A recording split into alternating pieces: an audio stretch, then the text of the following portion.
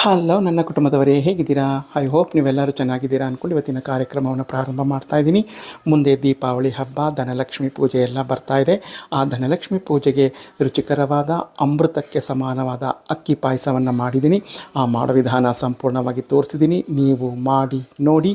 Video ಇಷ್ಟ ಆದರೆ like ಮಾಡಿ, ಶೇರ್ ಮಾಡಿ, ಹಾಗೆ ನನ್ನ ಚಾನಲ್ನ ಸಬ್ಸ್ಕ್ರೈಬ್ ಮಾಡಿಕೊಂಡು ಪಕ್ಕದಲ್ಲಿರ್ತಕ್ಕಂಥ ಬೆಲ್ ಬಟನ್ನ ಪ್ರೆಸ್ ಮಾಡಿ. ನಾನು ಹಾಕೋ ವಿಡಿಯೋ ನೋಟಿಫಿಕೇಷನ್ ನಿಮಗೆ ಮೊದಲು ತಲುಪುತ್ತೆ. ನಿಮ್ಮ ಸಪೋರ್ಟ್ ಕೂಡ ನನಗೆ ಸಿಗುತ್ತೆ. ಹಾಗಿದ್ಮೇಲೆ ತಡಯಾತಕ್ಕೆ ಧನಲಕ್ಷ್ಮಿ ಪೂಜೆಗೆ ನೈವೇದ್ಯಕ್ಕೆ ಅಕ್ಕಿ ಪಾಯಸ ಮಾಡೋ ವಿಧಾನವನ್ನು ನೋಡೋಣ ಅಲ್ವಾ? ಬನ್ನಿ, ಈಗ ವಿಡಿಯೋ ಕಂಟಿನ್ಯೂ ಆಗುತ್ತೆ.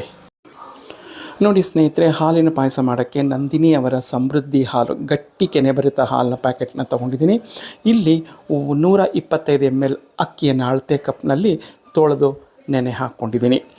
ಇದು ಒಂದು ಅರ್ಧದಿಂದ 1 ಅವರ್ ನೆನೆದ್ರೂ ಸಾಕು, ಚೆನ್ನಾಗಿರುತ್ತೆ. ನಿಮ್ಮ ಹತ್ರ ಬಾಸುಮತಿ ರೈಸ್ ಇದ್ದರೆ ಅದನ್ನು ಬೇಕಾದ್ರೂ ಹಾಕ್ಕೊಳ್ಳಿ, ಚೆನ್ನಾಗಿರುತ್ತೆ. ನಾನು ನಾರ್ಮಲ್ ಊಟದ ಅಕ್ಕಿಯನ್ನು ಬಳಸ್ತಾ ಇದ್ದೀನಿ. ಈಗ ಗಟ್ಟಿ ಹಾಲನ್ನ ಒಡೆದು ಇದಕ್ಕೆ ಹಾಕ್ಕೊಂಡು ಒಂದು ಅರ್ಧ ಗ್ಲಾಸ್ ಅಷ್ಟು ನೀರು ಹಾಕ್ಕೊಂಡು ಇದನ್ನು ಕಾಯೋಕ್ಕೆ, ಅಂದರೆ ಬಿಸಿ ಮಾಡೋಕ್ಕೆ ಇಡ್ತೀನಿ. ಕುದಿಬೇಕದು. ನೋಡಿ, ಇಲ್ಲಿ ಸ್ವಲ್ಪ ಬಾದಾಮಿ, ಗೋಡಂಬಿ ಮತ್ತು ಪಿಸ್ತಾವನ್ನು ತೊಗೊಂಡಿದ್ದೀನಿ. ಇದನ್ನು ಈ ಚಿಕ್ಕ ಗ್ರೈಂಡ್ರಿಗೆ ಹಾಕ್ಕೊಂಡು, ಅಂದರೆ ಜಾರಿಗೆ ಹಾಕ್ಕೊಂಡು ತರ್ತರಿಯಾಗಿ ಪುಡಿ ಮಾಡ್ಕೊಂಡು ಬರ್ತೀನಿ. ಸ್ನೇಹಿತರೆ, ಈಗ ನೋಡಿ ಹಾಲು ಸಣ್ಣಕ್ಕೆ ಕುದಿ ಬರ್ತಾ ಇದೆ. ಈ ಕುದಿ ಬರೋ ಸಮಯದಲ್ಲಿ ನಾವೇನು ಮಾಡೋಣ, ಕಾಶ್ಮೀರಿ ಕೇಸರ್ ಈ ದಳಗಳನ್ನ ಹಾಕೋಣ. 10-12 ದಳಗಳು. ಅದು ಬಣ್ಣನೂ ಚೆನ್ನಾಗಿ ಬರುತ್ತೆ, ರುಚಿನೂ ಚೆನ್ನಾಗಿರುತ್ತೆ. ನಿಮ್ಮ ಹತ್ರ ಇಲ್ಲ ಅಂದರೆ ಯಾವುದಾದ್ರೂ ಫುಡ್ ಕಲರ್ನ ಉಪಯೋಗಿಸಿ. ಅದೂ ಇಲ್ಲ ಅಂದರೆ ಬೇಡ, ನಾರ್ಮಲ್ಲಾಗೆ ನೀವು ಮಾಡ್ಕೊಳ್ಳಿ, ತುಂಬ ಚೆನ್ನಾಗಿರುತ್ತೆ ಒಟ್ಟಿನಲ್ಲಿ. ಈಗ ನಾನು ಕೇಸರಿ ದಳಗಳನ್ನ ಹಾಕ್ಕೊಂಡಿದ್ದೀನಿ.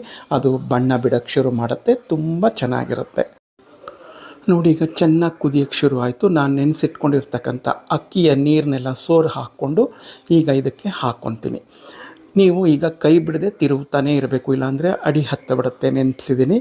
ಅಕ್ಕಿ ಹಾಕಿದ್ಮೇಲಂತೂ ಲೋ ಫ್ಲೇಮ್ನಲ್ಲೇ ಕೈ ಬಿಡದೆ ತಿರುಗ್ತಾನೆ ಇರಬೇಕು. ನೋಡಿ ಸ್ನೇಹಿತರೆ, ಈಗ ಚೆನ್ನಾಗಿ ಕುದ್ದು ಹಾಲು ಸಹ ಕಡಿಮೆ ಆಗ್ತಾ ಇದೆ, ಅಕ್ಕಿನೂ ಸಹ ಬೆಂದು ಬರ್ತಾ ಇದೆ. ನೀವು ನೋಡ್ತಾ ಇದ್ದೀರಾ, ನೋಡಿ ಅಕ್ಕಿನೂ ಸಹ ಈಗ ಬೆಂದು ಬರ್ತಾ ಇದೆ. ನಾನು ತೋರಿಸ್ತೀನಿ. ನೋಡಿ ಅದ್ರ ಬಣ್ಣ ನೋಡಿ, ಇದ್ರ ಬಣ್ಣ ನೋಡಿ ಬೆಂದು ಬರ್ತಾ ಇದೆ. ಇನ್ನೂ ಚೆನ್ನಾಗಿ ಬೇಯುತ್ತೆ. ಈಗ ನಾವು ಮುಂದಕ್ಕೆ ಏನು ಮಾಡಬೇಕು ಅನ್ನೋದನ್ನು ತೋರಿಸ್ತೀನಿ. ನೋಡಿ, ಆ ಕೇಸರಿ ದಳದ ಬಣ್ಣ ನೋಡಿ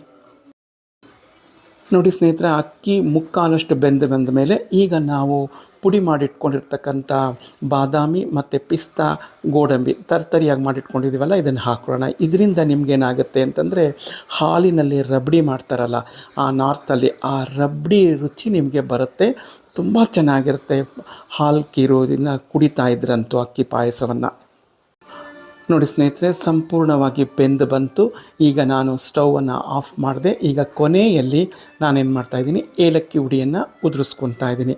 ನಿಮಗೆ ಸೇಮ್ ಅಕ್ಕಿ ಪಾಯಸ ಹಾಲಿನ ರಬಡಿ ಥರ ಇರುತ್ತೆ, ತುಂಬ ಚೆನ್ನಾಗಿರುತ್ತೆ. ಈ ರೀತಿ ಒಮ್ಮೆ ಮಾಡಿ ನೋಡಿ. ಈ ಸರಿ ದೀಪಾವಳಿ ಹಬ್ಬದ ಧನಲಕ್ಷ್ಮಿ ಪೂಜೆಗೆ ನೈವೇದ್ಯಕ್ಕೆ ಹೇಗಿತ್ತು ಅಂತ ತಿಂದು ನನಗೆ ಕಮೆಂಟ್ನಲ್ಲಿ ನೀವೇ ತಿಳಿಸ್ತೀರಾ.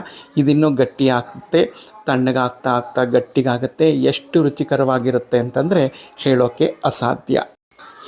ರುಚಿಕರವಾದ, ಆರೋಗ್ಯಕರವಾದ ಹಾಲಿನ ರಬಡಿ ಥರದಂತಹ ಅಕ್ಕಿ ಪಾಯಸ ರೆಡಿಯಾಗಿದೆ ತಿನ್ನೋದಕ್ಕೆ. ಈಗ ಮೊದಲಿಗೆ ಮಹಾಲಕ್ಷ್ಮಿಗೆ ನೈವೇದ್ಯವನ್ನು ಮಾಡಿ ನಂತರ ನಾವೆಲ್ಲರೂ ಸವಿಯೋಣ. ಆನಂದದಿಂದ, ಸಂತೋಷದಿಂದ, ಎಚ್ಚರಿಕೆಯಿಂದ ಪಟಾಕಿಯನ್ನು ಹೊಡೆಯುತ್ತಾ ದೀಪಾವಳಿ ಹಬ್ಬವನ್ನು ಆಚರಿಸೋಣ. ಎಲ್ಲರಿಗೂ ದೀಪಾವಳಿ ಹಬ್ಬದ ಹಾರ್ದಿಕ ಶುಭಾಶಯಗಳು. ಜೈ ಗಣೇಶ. ನಾಳೆ ಮತ್ತೊಂದು ವಿಡಿಯೋದೊಂದಿಗೆ ಬರುತ್ತೆ.